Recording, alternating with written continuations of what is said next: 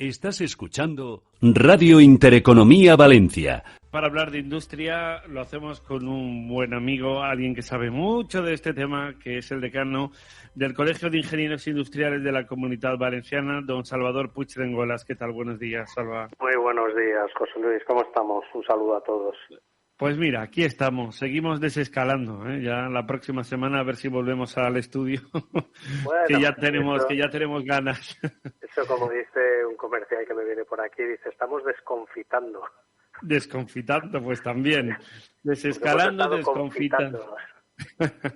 También con el tiempo que va mejorando durante la semana. Hemos empezado con borrascas, pero de cara al fin de otra vez nos viene un subidón importante de calor.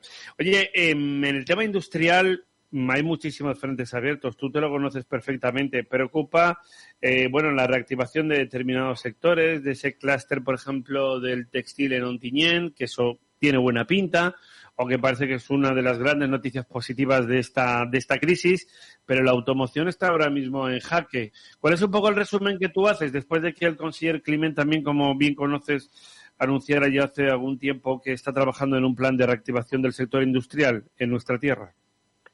Bueno, otro de tantos, porque aquí nos vamos marcando objetivos con planes de industrialización y la verdad es que la realidad no es así. Tenemos que apostar por los sectores tractores, principalmente por la industria tractora de cada uno de ellos, y a partir de ahí establecer un plan de industrialización, que no es reindustrialización, que nos lleve a aquellos objetivos que nos marcábamos antaño de tener un 20% del Producto Interior Bruto procedente de la industria. Eso nos genera empleo estable y de calidad. Y principalmente retenemos el talento que está saliendo de las universidades. Ya.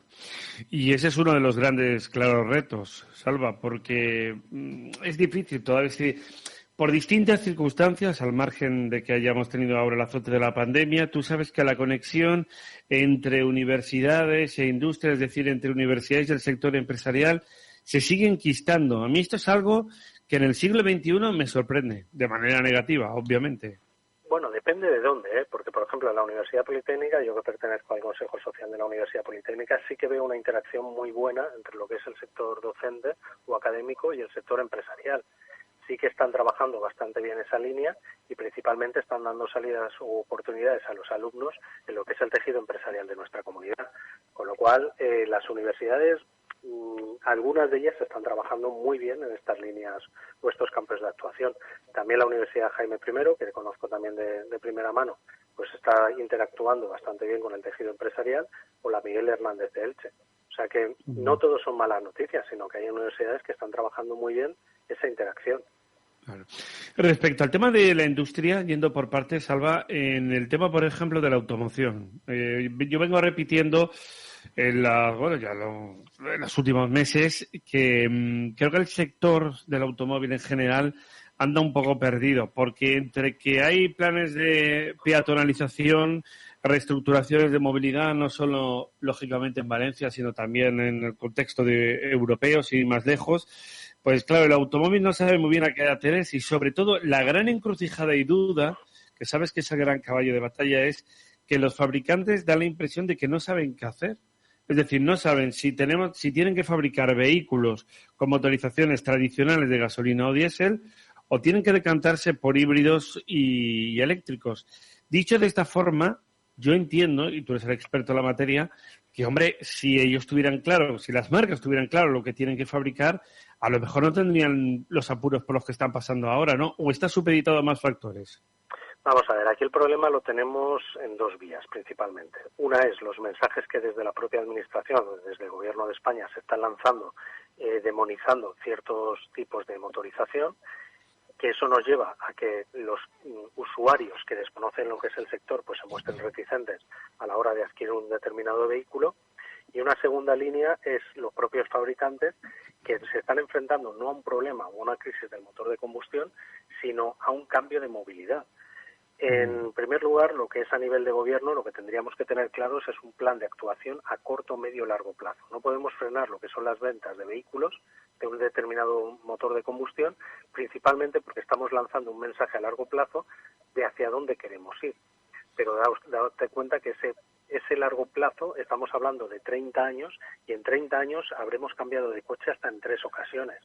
Con lo cual, ahora mismo, a corto plazo, lo que tenemos que lanzar es un mensaje de tranquilidad, no demonizar un determinado motor de combustión, ir apostando, eso sí, por unos motores híbridos, unos motores de que conjuguen tanto el motor de combustión tradicional como el motor eléctrico, pero también yendo hacia un medio a largo plazo donde sepamos exactamente qué tipo de motorización va a tener.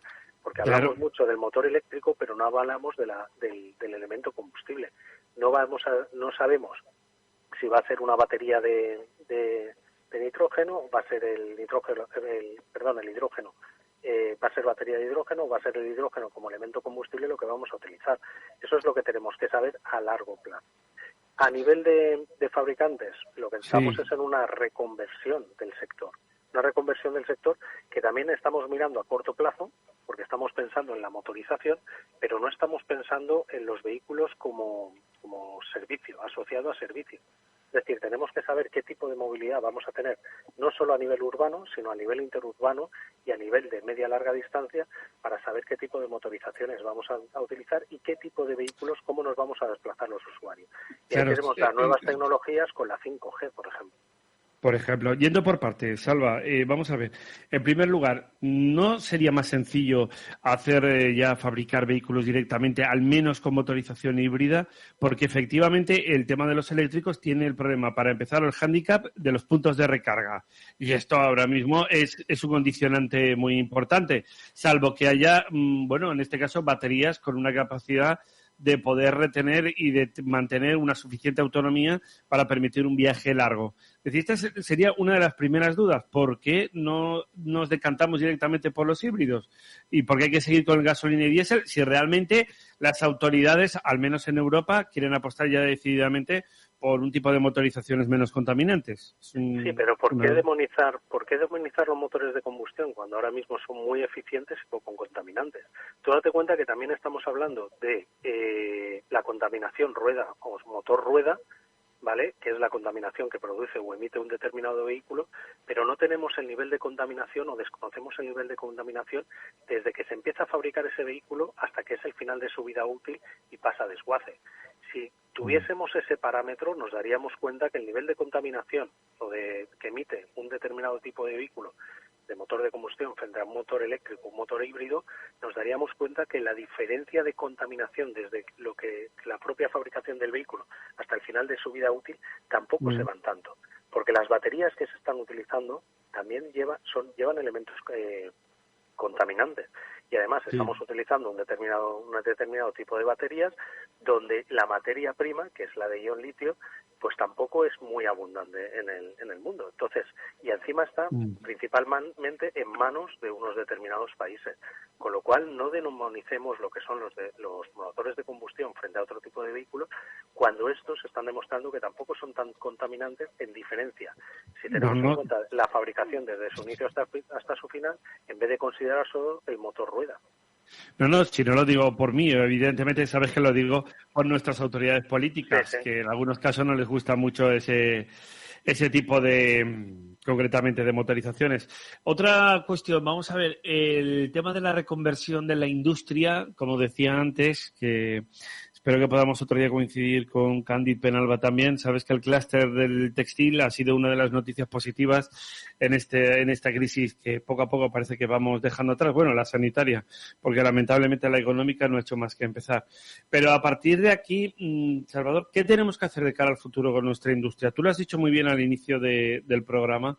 Vamos escuchando, digamos, proclamas, declaración de buenas intenciones, pero no hay una hoja de ruta fija y definida. Y para empezar, no sé si vamos a tener capacidad de poder relocalizar, es decir, de recuperar parte de nuestra industria, porque eso automáticamente nos va a permitir generar más puestos de trabajo y más empleo. ¿Qué crees que se debe hacer y qué crees que es lo que no se debe hacer, que están haciendo algunos gobiernos? Vamos a ver, lo que tenemos que tener muy claro es en qué espejo nos queremos mirar. Y hay un espejo muy bueno que es el País Vasco. También es cierto que ellos tienen un nivel de autogobierno mucho mayor y un nivel de transferencias o de gestión de competencias mucho mayor. Pero tenemos que mirarnos ese espejo.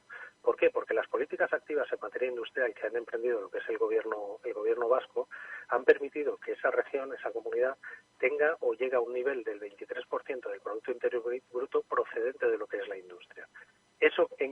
traduce, como decía anteriormente, no solo en un empleo estable y de calidad, sino también en unos niveles salariales mucho mayores y principalmente en la retención del talento que está saliendo de las universidades. Es decir, al final es la pescadilla que se muerde la cola. Cojámonos los planes de industriales activos que puede tener el País Vasco, intentemos captar aquello que es o que les ha funcionado de manera correcta e intentemos potenciarlo aquí en nuestra comunidad. Generemos a través de los clústeres empresariales, generemos lo que son hubs, generemos un concentrador donde esté la administración autonómica, donde estemos los profesionales y donde estén las empresas, las asociaciones empresariales, y permitamos un desarrollo lo más rápidamente posible de lo que son las políticas industriales activas. En este momento no podemos perder tiempo. Como tú bien has dicho, estamos expuestos a una crisis económica bastante fuerte. Claro, pero muy importante, y además que tú, bueno, ya viste el informe del Banco de España que conocíamos ayer, no, antes de ayer, a última hora del día, en el sentido de que nos vienen por delante 3 años de crisis, eso en el mejor de los casos, con esa caída de hasta el 15% del PIB y del 22% del empleo en este segundo trimestre del año 2020. Es decir, datos escalofriantes. Por eso yo insisto en esta cuestión y me consta, y obviamente no lo digo por ti, que tú estás en primera línea y trabajas y batallas como el que más, pero, repito, hay que dar un paso hacia adelante. Las administraciones deben tener claro la situación en la cual nos encontramos. Si hay que reconvertir industria, hay que hacerlo ya. Si hay que intentar relocalizarlo, también hay que hacerlo ya. ¿Qué hacemos? ¿Creamos algún tipo de organismo? ¿Lideráis algún tipo de, como tú dices, de hub, de lobbies, como lo queramos denominar? ¿En qué línea se debe trabajar? Y aquí pienso también que sería clave el tener una colaboración mixta público-privada, ¿no? ¿Cómo lo ves?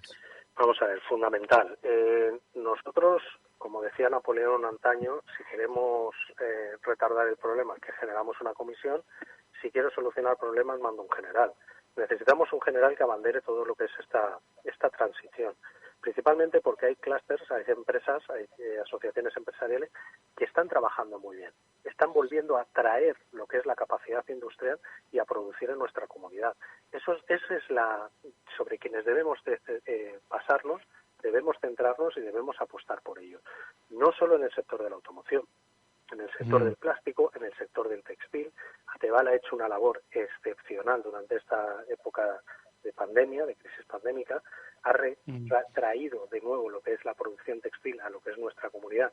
Han permitido que muchas empresas, en vez de tirar a la gente a lo que eran los ERTES, las ha rescatado de los ERTES y ha conseguido producir. En el sector del plástico, 3/4 de lo mismo. Han conseguido reconvertirse para poder producir y no solo no mandar a la gente a los ERTES, sino rescatar gente de los ERTES para poder seguir produciendo. Esos son los ejemplos que tenemos que tener. Y para eso, con las políticas industriales activas de industrialización de nuestra comunidad, junto con los clústeres, las asociaciones de empresarios, los profesionales, y mirando aquellas políticas que han funcionado, como pueden ser las del País Vasco, copiémosla e implementémosla en nuestra comunidad. Hay otra cosa que también tenemos que apostar y mucho, que es por la investigación, el desarrollo y la innovación. No puede ser que solo estemos invirtiendo el 1,2% de nuestro Producto Interior Bruto, cuando en otros países están invirtiendo el 3, 4 y 5. Eso es una desventaja competitiva para con otros países. Entonces, tenemos que apostar mucho por nuestra industria, por nuestra investigación, nuestro desarrollo y nuestra innovación. En ello nos va nuestro presente como comunidad. Sí, desde luego es ahora mismo una situación muy importante a este respecto. Y ya para ir cerrando, Salvador, ¿en qué línea estáis trabajando en el Colegio de Ingenieros Industriales? Siempre estáis ahí al pie del cañón. Y aprovecho para preguntarte en primer lugar, ¿has mantenido recientemente algún encuentro con la Consellería de Economía, con el señor Climent? ¿Hay previsto algo? ¿Qué os está transmitiendo ahora mismo la Generalitat en este sentido? Sí, hemos tenido encuentros con el conseller Rafael Climent, a quien le agradezco pues el habernos recibido y principalmente haber escuchado lo que son nuestras ideas. Nosotros, como colegios profesionales, los de ingenieros superiores, hemos mandado un decálogo de acciones a la Consellería que con 10 puntos básicos podemos tratar de dinamizar lo que es la economía de nuestra comunidad y que la crisis económica que se nos avecina pues sea lo menos gravosa posible. A partir de ahí, también lo que estamos trabajando mucho desde colegios con el Hub de Innovación, con empresas de diferentes sectores, diferentes profesionales, que están poniendo su conocimiento al servicio de lo que es la administración y del administrado, y principalmente también estamos apoyando a lo que son los compañeros de ejercicio libre, porque tenemos que tener en cuenta que el 99% del tejido empresarial de nuestra comunidad es pequeña y mediana empresa, y un 40% de ellos son trabajadores autónomos. Pues estamos marcando líneas de actuación para apoyar a nuestros compañeros para que esta crisis que están viviendo sea lo menos gravosa posible, tanto desde un aspecto no solo económico, sino desde un aspecto de formación técnica complementaria, para que ellos puedan seguir trabajando, seguir formándose y seguir aportando el conocimiento que tienen en lo que es la sociedad. Muy bien. Te va a saludar un buen amigo también en común, que es Pere Valenciano. Pere, ¿qué tal? Buenos días. ¿Qué tal? Buenos días. Muy buenos días, Pere. ¿Cómo estamos? Oye, aquí tenemos a nuestro buen amigo Salvador hablando y peleando con la industria. ¿Qué falta nos hace, verdad, Pere? Así es. Y tanto, y tanto. ¿Qué le quieres comentar a Salvador? Perdona. No, que digo, ¿qué le quieres comentar a Salvador en clave de industria? Bueno, en clave de industria, perdona, que me has pillado. En clave de industria, bueno, pues que yo creo que tenemos un grave problema y que no sé, pues hay que saber un poco los ERTEs si se van a poder prolongar más tiempo del que de momento se plantea, y después si hay algún plan para ser competitivos en los próximos meses, porque tenemos un sector como el del automóvil, por ejemplo, que lo va a tener muy complicado, no solo en el entorno de Almusafe, por ejemplo, en el puerto de Sagunto también, con ArcelorMittal y otras empresas que dependen mucho también de toda la industria automovilística, y también ese medio plazo que tengamos que pensar en buscar ser competitivos, y que no cualquier crisis puntual, por mucho que esta ha sido especialmente dura y dolorosa, que no podamos depender tanto de crisis puntuales. Otros países son comparativamente mucho más competitivos, ¿no? Pues, por ejemplo, Alemania. Salvador. Absolutamente de acuerdo. Vamos a ver, la competitividad pasa no solo por los niveles salariales más baratos, más económicos que tenemos en nuestra comunidad y en nuestro país, sino también por los costes energéticos, que es otro gran hándicap que tiene la industria de nuestra comunidad y de nuestro país. Tenemos que abaratar los costes energéticos para ser competitivos a nivel mundial. Luego, a nivel de competitividad empresarial, pues también tenemos que ponernos, como decía yo, invirtiendo en investigación, desarrollo e innovación. No podemos quedarnos atrás, y principalmente tenemos que poner en valor lo que es el gran conocimiento y el gran talento que tenemos en nuestra comunidad. Y luego necesitamos que la administración apoye aquellos sectores empresariales que realmente están funcionando y que principalmente pueden ser tractores, tanto el sector de la automoción como el de la industria agroalimentaria, como el del sector textil, como la industria del plástico. Es decir, en esta comunidad tenemos un abanico muy grande de tejido empresarial. Apostemos por él, porque eso es lo que nos tendrá, tendrá empleo estable y de calidad, nos traerá, pero principalmente no nos expondrá tanto a lo que son los vaivenes de las crisis económicas. Y tenemos que aprovecharlo, qué duda cabe. No puedo estar más de acuerdo contigo. Un fuerte abrazo, Salva, cuídate. Y gracias por estar un ratito con nosotros. Un abrazo muy fuerte, Pérez. Un abrazo, Salva.